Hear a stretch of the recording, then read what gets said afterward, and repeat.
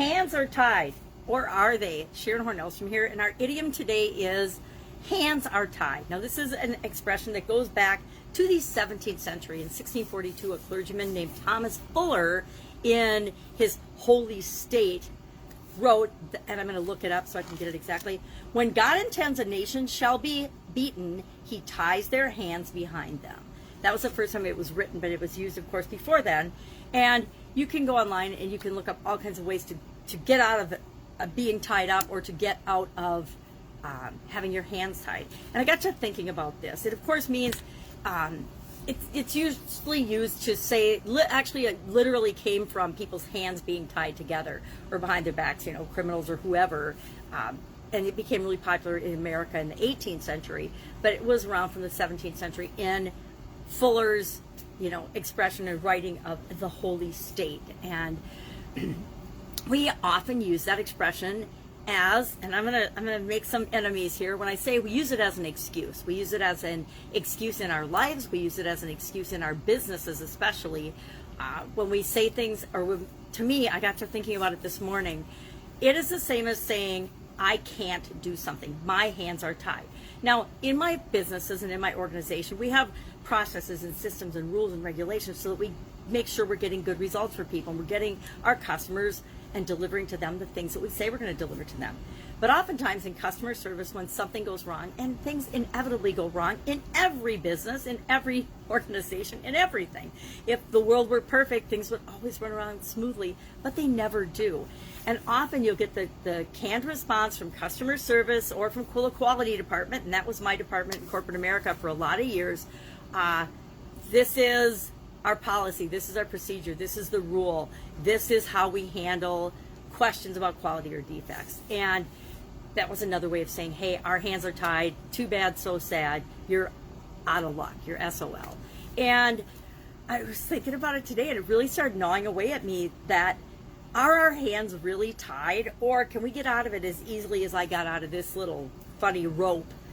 We can. It's a matter of looking for other possibilities, looking for other solutions, making sure that we don't put ourselves in a situation where we cause our customers or people that we serve or the people that we do business with to be unhappy or disappointed in our performance. We do that by doing what we say we're going to do. So I'm changing my tack and my thoughts about this particular idiom and expression, hands are tied, and really rethinking how I and anyone in my organization ever responds to somebody's complaint, including my family and friends and associates. If they have feedback or a concern or a complaint, I'm not going to say never, because I'm sure I will push back, but I'm going to ask questions to understand and really figure out what I can do about it. But what are the possibilities? Because there's always things we can do, even if the laws change, even if it's a pandemic, even if COVID-19 has shut our business down. We don't have to throw in the towel and say it's over, we're not going to do anything, we're out of luck, we can't make a living anymore, we're just going to become a bag lady and live on the street. No, our hands are never that tied. We always have options, we always have choices, we always have decisions and things that we can do. So are your hands tied? Love to hear your thoughts on this one. Or are you using it as a way to be regimented, not be flexible, not solve problems, not incur some pain? Because usually we say no to something because we think it's going to cost, well, it might not be a priority for us, or because it's going to cause us some pain or expense. If I think back in my corporate life, a lot of the way things were handled were up to people other than just me. In my own business, when it was up to just me, we always found a way to find a solution that worked for the customer as well as worked for us. Because we always wanted to improve our processes to make sure that the challenge that they had would never happen again. And I am proud to say that in 37 years of making handmade Italian food, we only ever had one customer that didn't like the flavor of our meat ravioli. So what did I do? I sent him a bunch of cheese, and he became one of our best customers because he just didn't like meat. I'm like, well, then why did you buy meat and cheese raviolis? And, you know, it doesn't make sense, but do you want to argue with somebody, or do you just want to make them happy? So instead of making somebody disappointed in our company and maybe badmouth us or talk about us or say, oh, I don't like that company, they have made these meat ravioli and I don't like meat ravioli, we made a friend and a friend that became an actual advocate for our company and actually shared it with other people. So that's what we always strove for with the Italian food business. So are your hands tied? Do you have to follow the processes and procedures? Sometimes there's laws and rules and regulations we have to follow, unless depending on, who we are these days. But for the most part, there are morals and values and core values we have as an organization that we're going to live by. We're going to draw that line in the sand, and this is how we behave above the line all the time. And that's what we hold our people accountable to as well.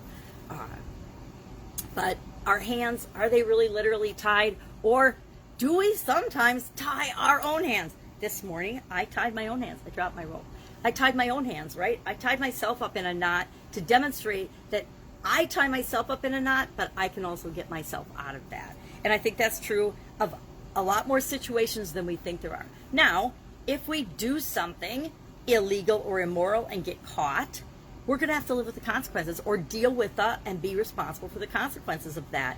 But short of that, there is always a way to figure things out. There are so many possibilities in the world that we can't even imagine that we can use to grow and build and supersize our business. So share in the comments below your experience with feeling like your hands are tied. And I have felt sometimes in my business life that my hands were tied. USDA came into my manufacturing facility every single day, and they oversaw, because that's what they do in meat and food industries, they oversee a lot of what you do. And sometimes you feel like you were banging your head against the wall trying to make things better, and they would be pushing against that because they were coming down and interpreting the rules as the USDA puts out the rules and guidelines. So sometimes even if you wanted to do something better than what the rules and the guidelines were asking for, they would push against it. Go figure. So how have you experienced the hands are tied feeling, and what are you doing about it, and what could you possibly do about it? Have an awesome day. I will, of course, be with you tomorrow with another interesting idiom. What does it mean? Where does it come from? And how might you use it in your business and your life right now? If I can help you in any way, if you've got an idiom that you would like to know the meaning of, hit me up in the comments below, because I love, serving people better and sharing the history and possible applications and interpretations of things that are of interest to you. Have a great day, and I'll, of course, be with you tomorrow.